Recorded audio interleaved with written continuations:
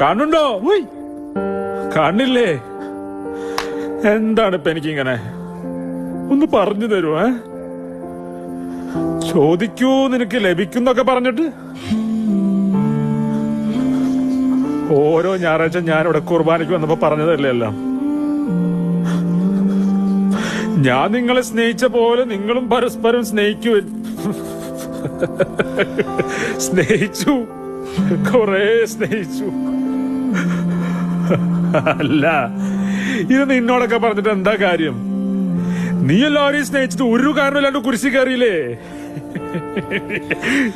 Like bro, നമ്മളൊക്കെ ഒരേപോലെയാ. പക്ഷെ നീയല്ലോ ഞാൻ. 2000 വർഷം കഴിഞ്ഞ് എന്റെ സ്നേഹത്തിനൊരു അവാർഡും കിട്ടാൻ പോണല്ലോ. അപ്പൊ ഒന്ന് പറഞ്ഞതാ, എന്തിനാ ഇതെല്ലാം?